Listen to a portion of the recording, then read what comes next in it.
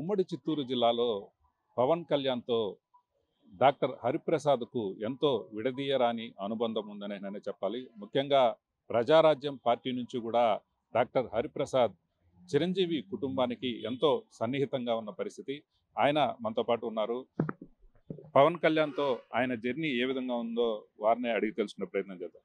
చెప్పండి అన్న, మీరు ప్రజారాజ్యం చిరంజీవి గారు పెట్టినప్పటి నుంచి చిరంజీవి అభిమానిగా చిరంజీవితో పాటు ట్రావెల్ చేశారు. అటు తర్వాత పవన్ కళ్యాణ్తో కూడా ట్రావెల్ చేసిన పరిస్థితి ఎలా అనిపిస్తుంది? ఓం నమో వెంకటేశాయ. పవన్ కళ్యాణ్ గారు మేము యాక్చువల్గా రాజకీయ రంగ ప్రవేశం 2008 చిరంజీవి గారు రాజకీయ రంగ ప్రవేశం చేయాలని ఆగస్టు 3, 2008 తిరుపతిలో ఒక భారీ ర్యాలీ అభిమానులతో అందరితో కలిపి చేయడం జరిగింది. మెగా ప్రభంజనం అనే ఆ ప్రభంజనం అత్యంత రాయలసీమలో ఉన్న మెగా అభిమానులందరూ కూడా ఆ రోజు తిరుపతిలో ఆ మెగా ప్రభంజనానికి ఆగస్టు 3 అటెండ్ అయ్యారు. అప్పుడు ఇంకా చిరంజీవి గారు పార్టీ అనౌన్స్ చేయలేదు, పార్టీ పెడతానని చెప్పలేదు. ఆ రోజే ఆయన రాజకీయాలకి రావాలని అభిమానులందరూ కూడా తో కలిపి మెగా ప్రభంజనం చేయడం జరిగింది. దాని తర్వాత ఆగస్టు 17 చిరంజీవి గారు పార్టీ పెడతానని అనౌన్స్ చేయడం, ఆగస్టు 26 ఖచ్చితంగా ఈ రోజుకి 17 సంవత్సరాలు 2008 ఆగస్టు 26వ తారీఖు మెగా అభిమానుల మధ్యలో అంటే కని విని ఎరుగని రీతిలో ఆ రోజు చిరంజీవి గారి యొక్క సభ అత్యంత అద్భుతంగా, అంటే రాజకీయంలో ఇంతమంది ఒక వ్యక్తి వెనకాల ఉన్నట్టుగా ఉందా అన్నట్టుగా ఆ రోజు తిరుపతిలో జరిగింది. దాదాపు 15 కిలోమీటర్ల ముందే వెహికల్స్ ఆఫ్ చేసి ప్రజలు అక్కడికి వచ్చి లక్షలాది మంది రావడం జరిగింది. చిరంజీవి గారు ప్రస్థానం, రాజకీయ ప్రస్థానం తరువాత పవన్ కళ్యాణ్ గారు తన మామూలుగా ఎవరైనా హీరో తన యొక్క క్రేజ్ అత్యధికంగా ఉన్నప్పుడు అత్యంత విలాసవంతమైన జీవితం, సినీ జీవితం, అటువంటి జీవితంలో ఉంచి తన 10 ఏళ్ళ రాబో కెరీర్లో ఎంత సంపాదించుకోవచ్చు, ఎన్ని సినిమాలు తీయచ్చు అని ఆలోచిస్తారు. కానీ పవన్ కళ్యాణ్ గారు తన ఆలోచన, నాకు ఇన్ని కోట్ల మంది అభిమానులు ఉన్నారు, యువత ముఖ్యంగా నా వెనక ఉంది, ఈ యువతను ఈ యొక్క యువ బలాన్ని ప్రజలకు మేలు చేయాలంటే ఏం చేయాలని పవన్ కళ్యాణ్ గారి ఆలోచనలో పుట్టిన పార్టీనే జనసేన పార్టీ. తన అభిమానులతో రాజకీయాన్ని మార్చాలి అనే ఆలోచనలో అడుగు ముందుకు వేసిన జనసేనాని పవన్ కళ్యాణ్ గారు 14 మార్చి నేను ఒక్కడే పార్టీ పెడుతున్నాను నా అభిమానులతో అన్న మాట ఈరోజు రాష్ట్రంలోనే ఎన్డీఏ ప్రభుత్వం కాదు, దేశంలోనే ఎన్డీఏ ప్రభుత్వం నిలబడడానికి కీలకమైన వ్యక్తి ఎవరంటే రాష్ట్రంలోనే కాదు దేశంలో ప్రతి ఒక్కరు కూడా దట్ ఈస్ పవన్ కళ్యాణ్ గారు అని చెప్తారు. మనం అనుకుంటాం మామూలుగా పవన్ కళ్యాణ్ గారి గురించి చాలాసార్లు మనల్ని ఎవడు రాపేది అని. రెండోది ఆయన ముఖ్యంగా చేసేది పవన్ కళ్యాణ్ గారు trend follow car, trend set చేస్తారు అని.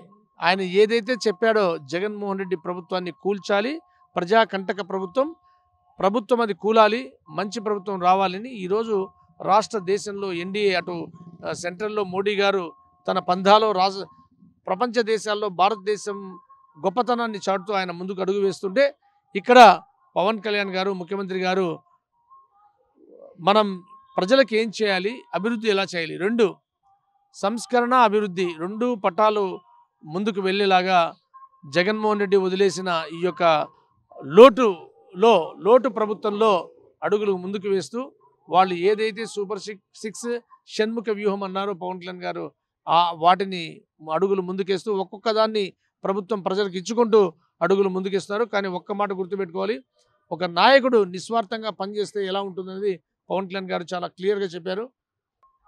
యువత వింటున్నారు, ఆ మాటలు ఉద్యోగస్తులు వింటున్నారు, ఆ మాట మహిళలు వింటున్నారు.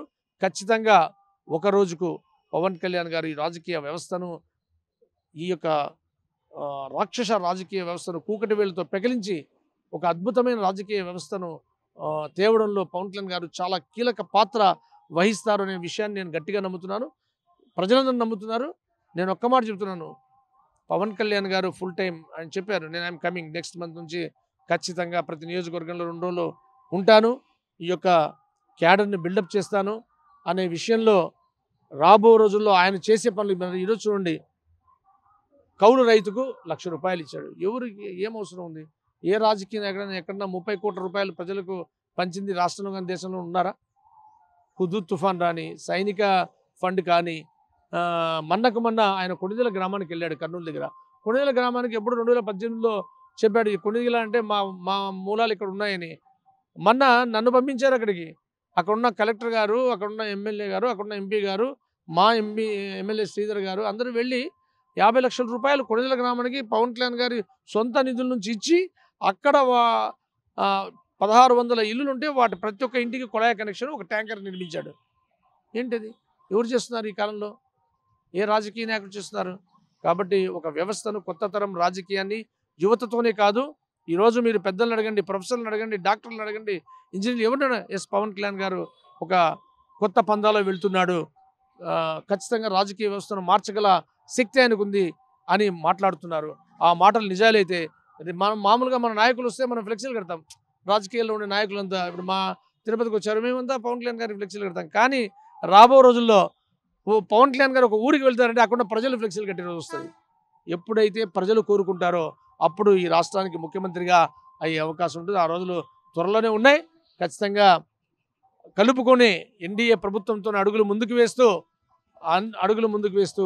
తన పందాను కొనసాగిస్తూ రాజకీయంగా జనసేన పార్టీని బలోపేతం చేస్తూ దశ రాజకీయానికి జనసేన రాబో రోజుల్లో ఆ దిక్చూచి పవన్ కళ్యాణ్ అనే రోజు ఖచ్చితంగా మనం చూడబోతున్నాం. రాజకీయ వ్యవస్థను మార్చగల ఏకైక నాయకుడు ఈరోజు. అలాంటి వ్యక్తి పుట్టినరోజును మనం ఈరోజు రాష్ట్ర వ్యాప్తంగా కాదు, దేశవ్యాప్తంగా కాదు, ప్రపంచవ్యాప్తంగా మీరు ఒకసారి ఆలోచించవచ్చు. మహాత్మా గాంధీ గారు ప్రపంచానికి తెలుసు, చెగువీరా గారు ప్రపంచానికి. ఈరోజు పవన్ కళ్యాణ్ గారి పుట్టినరోజు అక్రాస్ ద వరల్డ్, అమెరికాలో జరుగుతూ ఉంది, లండన్లో జరుగుతూ ఉంది, ఆస్ట్రేలియాలో జరుగుతూ ఉంది, సింగపూర్లో అభిమానులు. అది ఎలా జరుగుతూ ఉంది? కేకులు కట్ చేయడం కాదు, మనం అవసరం ఉన్న వానికి సాయం చేయాలి అని మా నాయకుడు పిలుపు మేరకు హాస్పిటళ్లలో పేషెంట్లకు వాళ్లకు ఫ్రూట్స్ ఇవ్వడం, వాళ్ళకు బెడ్షీట్స్ ఇవ్వడం, ఇలాంటి మంచి కార్యక్రమాలు జనసేన నాయకులంతా కూడా చేస్తున్నారు. మనం నాయకుడు కావాలంటే జాయ్ ఆఫ్ గివింగ్ తెలియాలంటారు పవన్ కళ్యాణ్ గారు. నీకు ఇవ్వడం నేర్చుకుంటే నువ్వు గొప్ప నాయకుడు అవుతావని. ఏదైతే మా నాయకుడు ప్రతి చోట మొన్న చూసాం మనం పాల్గాం ఆ దాడిలో తన జన సైనికుడు ఒక సాఫ్ట్వేర్ ఇంజనీర్ చనిపోతే ఆయన ఇంటికి వచ్చి 50 లక్షల రూపాయలు ఇచ్చాడు. ఎవరు ఇస్తున్నారు? ఏ నాయకుడు ఇస్తున్నారు? అటువంటి నాయకుడిని ప్రజలు కోరుకునే రోజు ముందుంది. ఖచ్చితంగా ఎన్డీఏ ప్రభుత్వంతో మనం కలిసి ప్రయాణం చేసి పవన్ కళ్యాణ్ గారిని అత్యుత్తమ స్థాయిలో చూడాలని కోరుకుంటూ, అలాగే ఈ ఎన్డీఏ ప్రభుత్వం చాలా రోజులు ఈ దేశానికి, రాష్ట్రానికి అవసరమని తెలియజేస్తూ ఫుల్ టైం డాక్టర్గా ఉన్న పరిస్థితి, అలాంటిది ఇప్పుడు ఫుల్ టైం రాజకీయ నాయకులుగా పవన్ కళ్యాణ్ వెంటే నడుస్తున్నారు. మీలాంటి వ్యక్తులు, చదువుకున్న వారంతా కూడా పవన్ కళ్యాణ్ వెనకాల చాలా మంది ఉన్నారనుకోవచ్చా? 100% నేనన్నా ప్రత్యక్ష రాజకీయాల్లో కనపడుతున్నాను. అంటే రాజకీయంలో ఆయన వెనకాల అడుగులు వేస్తున్నాను. పవన్ కళ్యాణ్ గారి స్ట్రెంతే ఈ అజ్ఞాత సపోర్టర్స్. చాలామంది, వేల లక్షల మంది software engineers Bengaluru, Hyderabad, Chennai, America, England, ఇక్కడ వాళ్ళందరూ మేమైనా ఇక్కడ పదవులు అనుభవిస్తాం. వాళ్ళు ఏ పదవి కోరుకోకుండా పవన్ కళ్యాణ్ గారి జనసేన పార్టీకి అండగా, జనసేన పార్టీకి తమ వంతు సాయంగా వాళ్ళు నిలబడి ఉన్నారు. కాబట్టి ఈరోజు జనసేన పార్టీ రాజకీయం చేయగలుగుతూ ఉంది. పవన్ కళ్యాణ్ గారు మెయిన్ కాండమైతే కొమ్మల్లాగా, వేర్లలాగా ఎంతోమంది పవన్ కళ్యాణ్ గారిని సినిమా హీరో కన్నా రాజకీయంగా అభిమానించే వ్యక్తులే చాలామంది ఉన్నారు ఈ రోజుల్లో. మనం చూసాం. ఫర్ ఎగ్జాంపుల్ మన మచిలీపట్నం మీటింగ్కి వెళ్ళేటప్పుడు ఎంతమంది, జస్ట్ 1 అవర్ జర్నీ 7 అవర్స్ పట్టిందంటే ఆయనకి పవన్ కళ్యాణ్ గారిని అభిమానించే వాళ్ళు ఎలా ఉన్నారు, ఎంతమంది ఉన్నారని మనకు తెలుస్తూ ఉంది. ఖచ్చితంగా రాజకీయాల్లో తనదైన శైలి, తనదైన ముద్ర వేస్తూ రాష్ట్ర దేశానికి మంచి ఏది జరగాలో ఆ విధంగా, అంటే పదవి అనేది అధికారం కోసం కాదు, పదవి అనేది బాధ్యత అని అనుకునే వ్యక్తులను ఆయన ముందుకు తీసుకెళ్ళడానికి ప్రయత్నిస్తారు. ఖచ్చితంగా జనసేన పార్టీ ఒక డిఫరెంట్ పార్టీగా రాజకీయాల్లో అడుగులు ముందుకు వేసి, ఏ జనసేన నాయకుడి లక్ష్యం ఏమంటే మనం మన స్థాయిలో మంచి చేయాలి సొసైటీకి. నేను డాక్టర్గా ఉన్నాను, మీరు అన్నట్టే డాక్టర్గా నేను ఖచ్చితంగా సేవ చేశాను. ఈరోజు ఖచ్చితంగా పవన్ కళ్యాణ్ గారి ద్వారా నా పరిధి పెరిగింది. ఒక రాష్ట్ర స్థాయిలో నాకు హ్యాండీక్రాఫ్ట్ చైర్మన్గా ఇచ్చారు. అంటే దాదాపు 38 ప్లేసెస్లో ఈ ఆర్టిజన్స్ ఉన్నారు, అంటే కళాకారులు ఉన్నారు. ఈ కళలు అనేవి రాష్ట్రంలో కళాకారులు అనేది వెనక్కి వెళ్ళిపోతున్నారు. వీళ్ళందరినీ, ఎందుకంటే ప్రోత్సాహం లేదు, మోడర్నైజేషన్ వచ్చేసింది, లేటెస్ట్ గ్యాడ్జెట్స్ అన్నీ వచ్చేసాయి. ఇటువంటి వ్యవస్థలో ఖచ్చితంగా ఈ కళాకారులని, దాదాపు 38 తెగల కళాకారులను అందరినీ కూడా కాపాడాలని ఒక అద్భుతమైన ఆలోచనతో ఈ ఈ కార్పొరేషన్ని జనసేనకు తీసుకోవడం జరిగింది.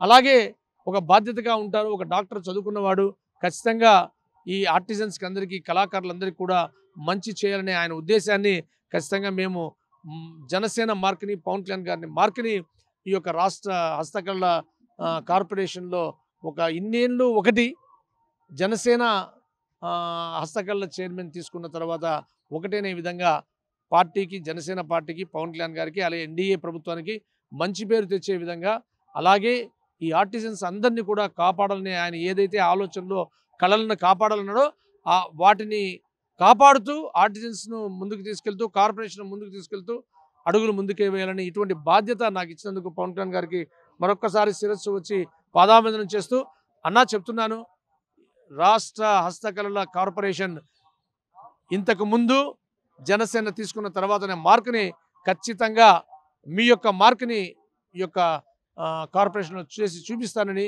ఈ అవకాశాన్ని మీరు ఇచ్చినందుకు మరొకసారి ఆ దేవదేవుడు పాదాల చెంత నుంచి మీకు మనస్ఫూర్తిగా పాదాభివందనం చేస్తూ, అలాగే ఈ మంచి మాటలను చెప్పడానికి అవకాశం ఇచ్చిన మెగా 9కు, రమణ గారికి ప్రత్యేకంగా ధన్యవాదాలు తెలియజేస్తాను. జై జనసేన, జై పవన్ కళ్యాణ్, జై ఎన్డీఏ, జై హింద్. ఏదైతే పవన్ కళ్యాణ్ ఒక వ్యక్తి కాదు, ఒక శక్తి.